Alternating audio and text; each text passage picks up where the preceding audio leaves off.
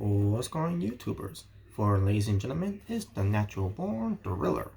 Welcome everyone to Impact Wrestling Review, the show from March 13th, 2021, and it has something to do with Impact Plus, because Impact Plus presents Impact Sacrifice 2021, Nashville, Tennessee, in the Skyway Studios.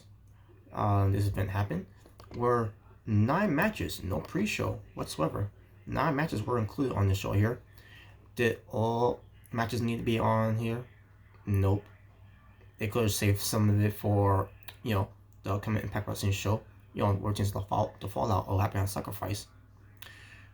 Which I'm gonna get to right now. But yeah, I just thought this show itself didn't really do it for me that much, other than the 3 matches and one maybe. In fact, yeah, actually the championship matches to me is what mattered to me the most. I mean, there could be other matches that I care for as well, which I'll get to that one. I'll let you know. One match obviously I didn't care for at all. But I didn't mind that being on the pay-per-view, but because it has been a build-up starting, in a way. So, but well, let's not waste any time. Let's just get right into it. Before we do, you also have Matt Striker and D'Lo Brown, your commentators. But there are some things happening on the show as well, and we'll get to all of that. But before we do, if this is the first time you're experiencing yours truly Natural Born Thriller right here on YouTube, please, if you haven't done so already, hit that subscribe button and that notification bell for more future content, especially your favorites and mine's, taking out the trash. So, if you're like what I do here, please show some support. Hit that like button. If you just like what I'm about to do here, for those of you that want to show more of your hate and your dislikes to build my motivation, hit the dislike button.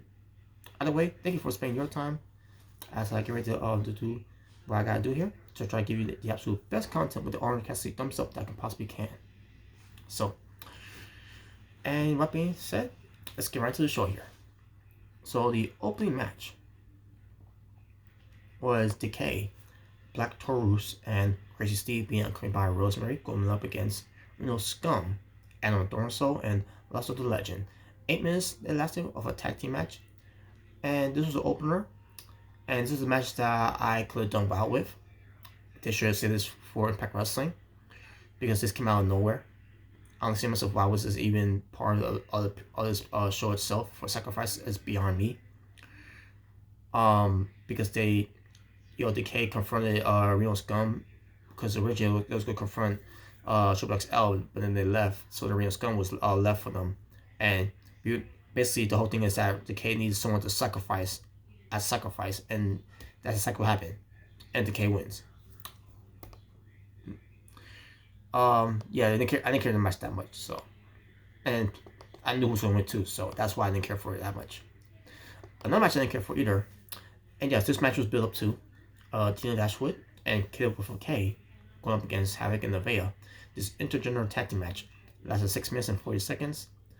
Another match that I didn't really care for. Another match that shouldn't have been on the card, but I understand why, because it was built up pertains to Havoc and Nevaeh, where they're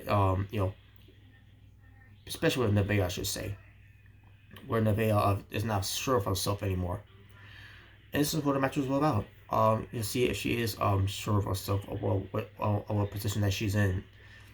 And this happened. K-Pop was wearing his neck brace again. And I said to myself, take off the damn neck brace. You are not Andy Kaufman. So the match happens. Didn't care for that much. In the end, it was can't remember who picked up the win. I think it was Tina Dashwood who picked up the win on Nevaeh. So yeah, Nevaeh obviously she lost, and this means Tina Dashwood and Kid for K won, and Nevaeh has a disappointed look on her face and everything. And I'm saying to myself, well, get ready for that breakup of having Nevaeh. That's gonna happen. I don't want it to happen, but it's gonna happen, and it's whatever. Before I move on, let me see if anything else happened on the show that I might not remember.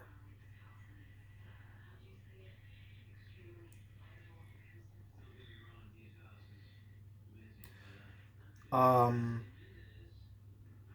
I guess I could mention Ultimate Rich Swan. You know, game one. Rich Swan's getting one from his match against Moose for the unification match that's gonna happen. You know, which we'll get to. And who was there to pump him up to get ready for it? Eddie Edwards, someone that I don't care for.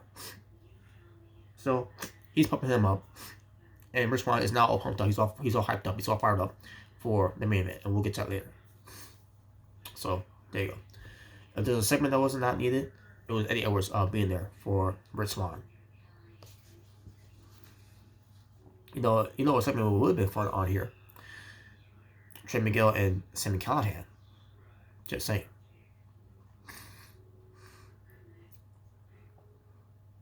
Anyways,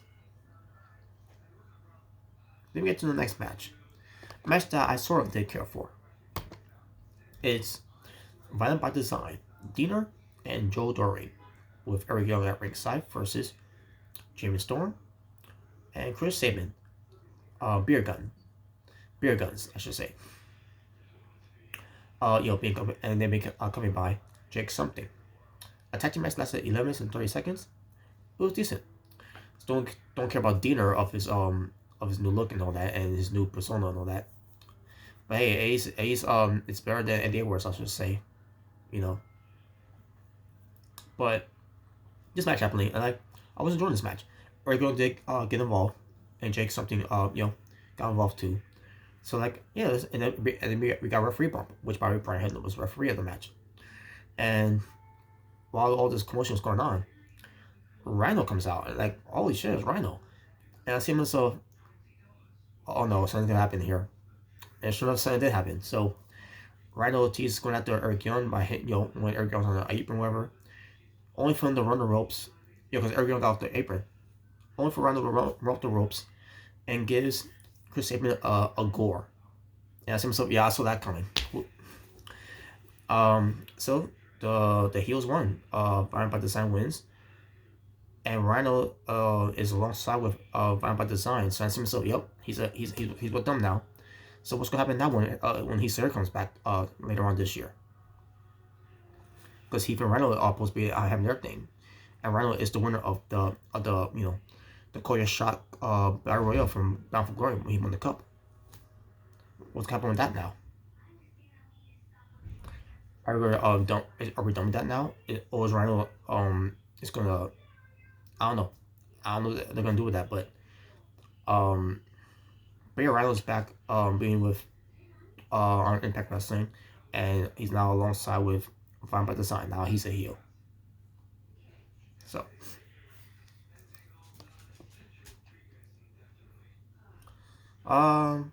before I get to this next match, Brian Myers did cut a promo about consulting with Eddie Edwards, and one moment. So yeah, I was gonna say before was that Brian Myers paid off Hernandez. That's one thing I was gonna I left out too, by the way, because of the match later. I'm about to get to right now pretty soon. But he was being interviewed, and he cut a promo, and don't remember much about the promo, but all I think of, he's just killing a good promo, I think it's because of, he's got an eye injury, and this whole match was a setup and everything. That's basically it, but not much to say about that. But saying he's the most professional wrestler and all that, Eddie Edwards is not. I can actually agree with that, But so we get to the match.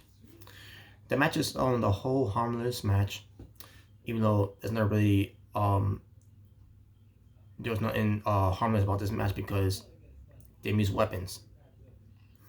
Steel chairs, plates, steel plates, trash cans. I think a table was used at one point.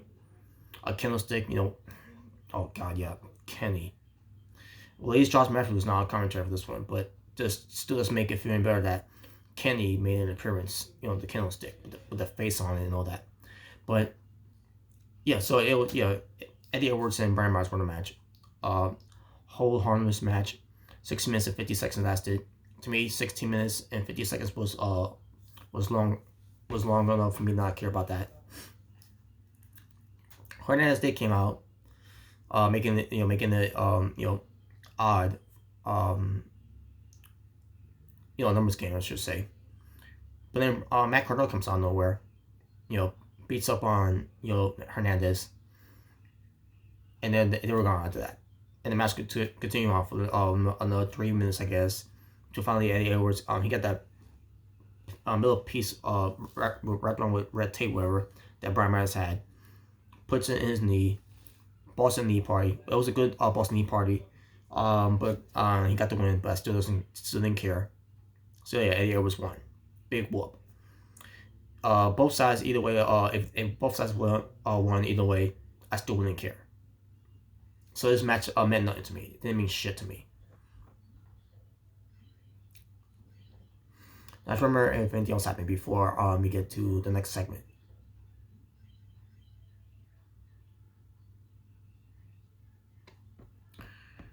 Nope. Alright, so let's get to this next match. Tag team match for the Impact Knockouts Tag Team Championship. 10 minutes and 25 seconds lasted. I actually did care about this match. It was fire and flavor. Kiera Hogan and Tasha Steelz defended against Jordan Grace and Jazz. And the match itself was decent. Wasn't the best match I've seen, but decent match it was. In the end, I got what I wanted here. Fire and flavor won. Kiera Hogan got the win over Jordan Grace with the Face the Music, which is a fisherman neckbreaker combination in a way with a pin that Kiera Hogan does a very good job of doing it. So in the end, Fire and Flavor stood the tag team champions like I knew they would. I guess we'll talk about this next segment before I get to this next match. Shall we? Let me get this match out of the way first, and then I'll talk about the next segment. Ace Austin with Madman Fulton. He's number one contender against the X Division champion TJP for the Impact X Division Championship. 12 minutes and 10 seconds lasted. Match itself, it was pretty good. Madman Fulton was a factor of getting in the way of TJP, but then physically get involved. But yeah, other than that, Ace Austin and TJP had a good match here. In the end, I did not expect this, but Ace Austin got the win. He won with the fold, and I like, holy shit. When I saw that move, I said, wait, he's gonna win here, and sure enough, he did. He won. He's the new X Division champion. So with him being the Super X Cup winner for 2021, paid off. Like what happened with Dez back in 2017. But with this, it was a payoff here for Ace Austin. Good, awesome. Unfortunately for TJP, he's no longer X Division champion. I'm pretty sure he lost a bit on that one too, by the way. Well, that hasn't come into influences yet, but we'll see if that comes influences on Impact Wrestling. The fallout for this show. But yeah, but Madman Fulton holds him up on the shoulders and all that, making his victory a big deal, and like, good. Now all we need now is to have that match with Ace Austin and Chris Bay. So, which I'm pretty sure is gonna be a rebellion, and we'll see how that match turns out if that is on the match they're going for. So, okay, I guess we can talk about the next segment. So we get this segment where well,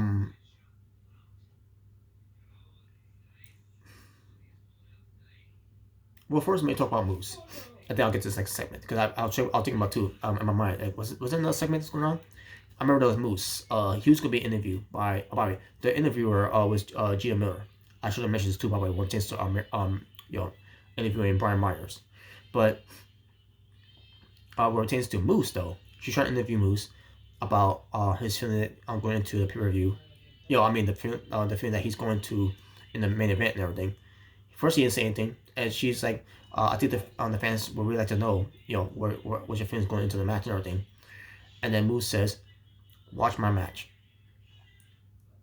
Basically, he'll do all the talking in the match. So that's basically what he was saying, and that's it. So not much to say about that. So, and then we get to the whole thing with the Swingers Palace. That was the segment I was going to bring up. Alicia Edwards lost money for playing some game or where it was. It was some card game they were playing. I don't remember if it was blackjack or whatever or something, but she lost. I saw one of the stringer girls or the stringerellas that I saw very familiar of, and like, hey, I do remember her. Like, okay, maybe she was there all this time, but I just didn't realize that was her because maybe she had like different tone of makeup, whatever, on her and everything. But yeah, the other girls do there, the stringerella, the girl there that was do there with a tattoo on, I can't really make out those tattoos at all, but it's not that big of a deal. But it's like at least make it look at least have it be a nice tattoo or something like that. But I digress. But also Team Dashwood and Careful with K comes in the room. They acting like they've never seen the room before, and they want to make it their own room. So like that. I don't remember if that was the case or not, but John Stringer, he's doing his thing, that kind of laugh he does, But Alicia Edwards gets trying to remember how it was done.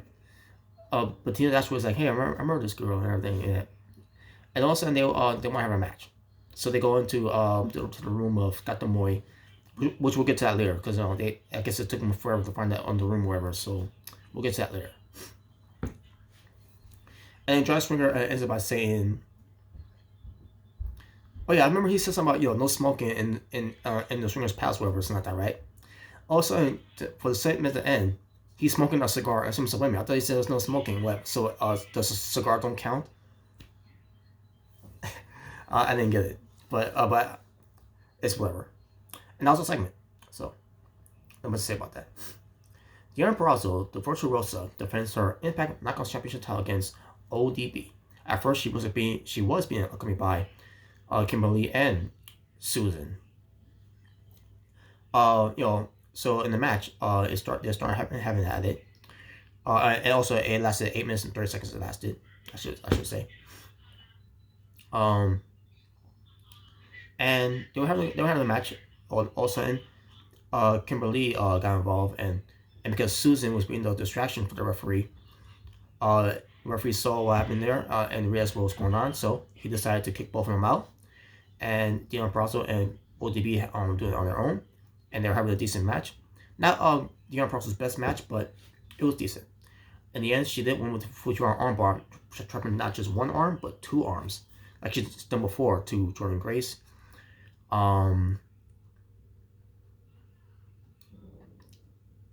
Most likely to Jordan Grace. Other than that, I can't remember what she did it with. But either way, Deanna Purrazzo, as I thought she would, still Knockouts champion.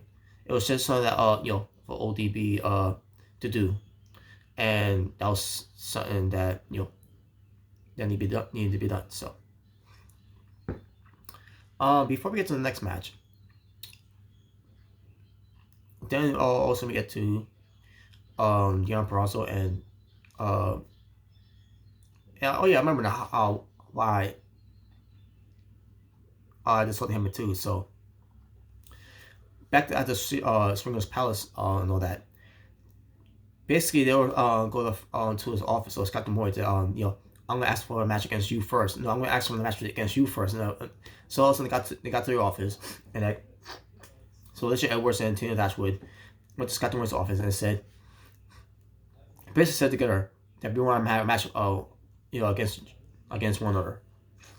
Scott Demoy says, okay, we'll do that, and he said he got one better too. Apparently it's gonna be a 6-women's tag team match, where Alicia Edwards gonna have two partners, excuse me, and Tina Dashwood's gonna have 2 partners.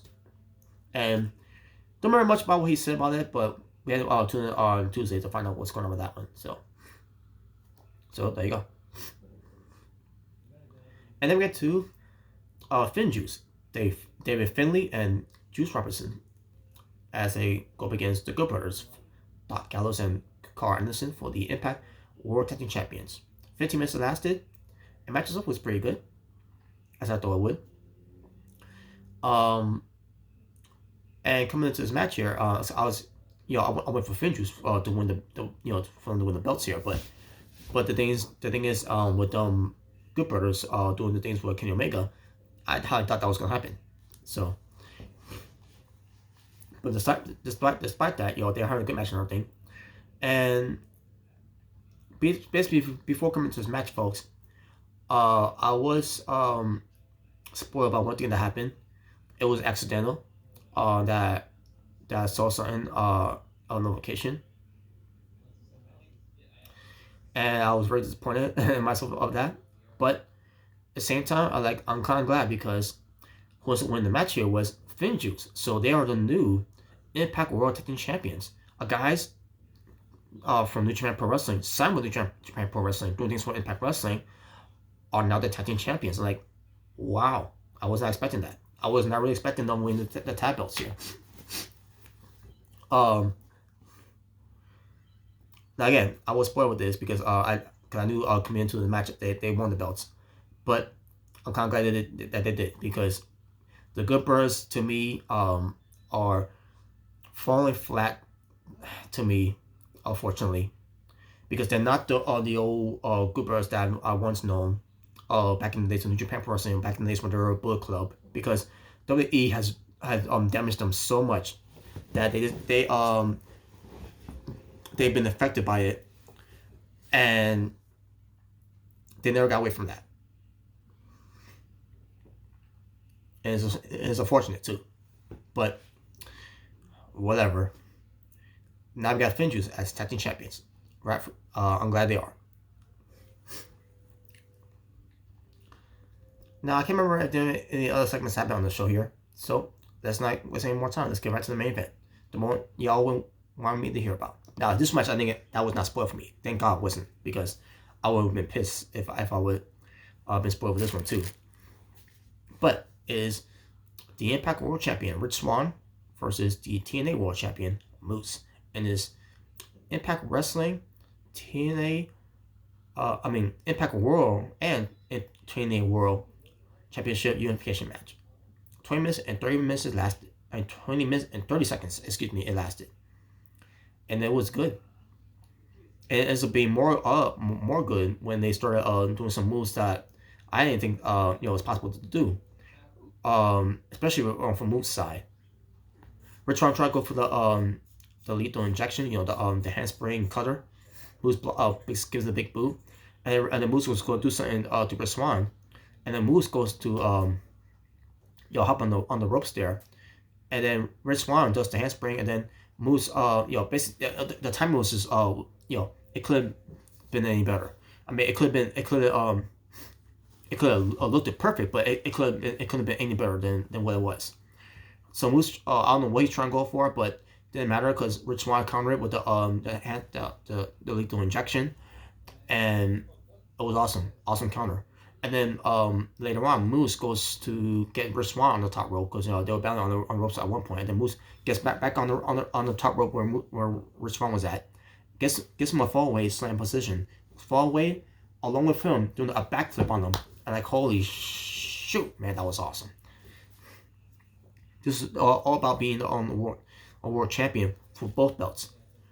And during the match too, Moose just kept pulling on the dreadlocks of Rich Swann from in the ring, by the ropes, outside the ring, and he put on his steel chair to put on the turnbuckle.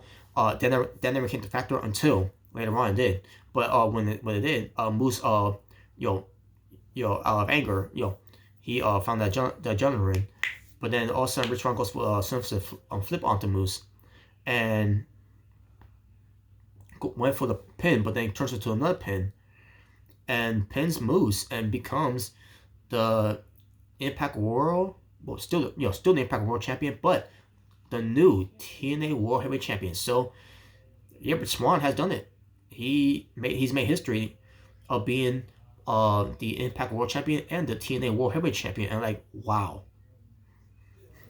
I was happy for Rich Swann. Now I want Moose to win. But in a way, same time, the story here is that Rich Swann and Kenny Omega, because Kenny Omega did get a win over Rich Swann back at Hard to Kill, and during that whole 6-person main event match they had, which Moose was involved in that too, though. And Rich Swann got the was the one who lost the match to Kenny Omega and to the Good Brothers. The one that Alex Shelley couldn't make it, unfortunately, and Chris Sabin was part of that match too, by the way. But the point is basically, I'm gonna get to the point. The point is, the story here was gonna be, it's gonna be Rich Swann and Kenny Omega eventually. I just didn't know how they're gonna do it until they finally did it here. Unfortunately, Moose is no longer a TNA World Champion, so now we're gonna do with Moose. It should, to me, it should at least been Moose, but because it isn't Moose, now it's gonna be Rich Swann, which I'm happy either way with Rich Swann being in that position. So, because he's come a long way. Fuck you, WWE. Fuck you. You could give Rich Swann here a second redemption here, an opportunity to back in those days, that he and his wife went, image that don't want to get into that much, anyways. But yeah, the point is, Rich Swann was in trouble during that time, and he had a lot of heat for that. And Rich Swann was not in the best way in wrestling because of that, and he was let go because of that. Even though they basically wasted his time by even suspending him and finding him and all that, and then all of a sudden they decided to just fire him because that's that type of image they want from Rich Swann for his character, for the company. And I can kind of understand that, but still, you basically wasted his time, and you could at least done something on to build up a redemption for him in that company, and you decided not to. You decided to just give up on him. Fuck you for that. That to the to the WWE. Fuck you for that. So Rich Swann deserves this either way. Both guys could deserve this either way. Moose, Rich Swann, because guess what? Moose was also going to be part of WWE as well at one point, but then he was part of this whole thing with domestic violence, which again, Rich Swann is involved in that too, by the way. That's the image I didn't want to bring up. So, but two guys, that could have an opportunity to shine in WWE. Rich Swann did have his moments in WWE at one point. Cruiserweight champion, matches against Pac, Neville at the time, but Moose never had a chance. And, they could at least have Moose have that chance to be in that platform for WWE, but they never did because of his history. So we'll see what they do with Moose. Unfortunately, he will not be involved with a title match now. That was his opportunity. Now it's Rich Swann against Kenny Omega at the next pay-per-view for Impact Wrestling, Rebellion, and we cannot wait. I know we cannot wait to see how that match is going to turn out. Title for title, Impact World, the Impact TNA World Champion, and for the AEW World Champion. We're gonna take all. Let's go. So yeah, one moment for Rich Swann it sure was. And now we gotta do now is to build up for Rebellion for Impact Wrestling, and we'll see how that turns out. We gotta see how that falls out for us on Tuesdays of Impact Wrestling. So there you go. So that was your Tomorrow Wrestling. I think I already said the Tomorrow Wrestling was 9 matches. So, but before we wrap it up, folks, let me first bring out the highlights for Sacrifice. My highlights of Sacrifice. And here it is. Swerve in the Night, Rhino turns heel. Shock in the Night was Rhino returning. Now, the Shock in the Night would have been the whole thing with Vengeance win the belts, but because I kind of spoiled myself, and it's not a shock to me now. So, which is unfortunate. So, but I'm gonna get to Rhino as James returning. So, because his return came out of nowhere. Promo of the night, Brian Myers. Video promo of the night, Impact TNA Unification build-up. Segment of the night, Swingers Palace. Entrance of the night, DK. Performances of the night, Deonna Purrazzo and Moose. Moves of the night. Well, actually, move of the night. Moose's four-way backflip avalanche that he did onto Rich Swann. Finishers of the night, the unprocessed Fujiwara armbar to ODB, and the Doomsday device by Finn Juice to Carl Anderson. Brutal match of the night, hold harmless match. In a bad way, by the way, because I didn't care about both guys. Shows the other night, Impact TNA Unification title match, and finally the match of the night was the TNA Impact. The Impact Tag Team title match. I'm sorry, I got TNA on my mind now. So, and my overall strength of the show, despite on the main event, the tag team championship match, and the other tag team championship match too, from the lack of point of it, the Exhibition title match, the unprocessed title match with ODB, it was decent, and like I said, it wasn't the best match. Not one of her best matches, but it was still decent for what it was. But despite all that, I didn't really feel the show at all. The show didn't feel anything. Didn't really feel that much special other than the main event. Didn't really feel nothing special about this. So, just an average show. 6 out of 10. 6 out of 10. And with that being said, thank you all for watching, folks. For it's Natural Born Driller. Want you all just stay well, stay safe, take care of yourself, everything else going on in the world. Wear your mask or your gloves of any kind before you do. Make sure to hand sanitize your hands to prevent any germs, and especially during these conditions as well. And there you go. Make sure to to be respectful and to be better everyone of your surroundings, to love one another. God bless one another. Live in peace and harmony for us all. For I am out here. Tucked up for now. As I say, peace on the streets. And if you all excuse me, I'm gonna continue on more of the past reviews for the Grammys. Take care.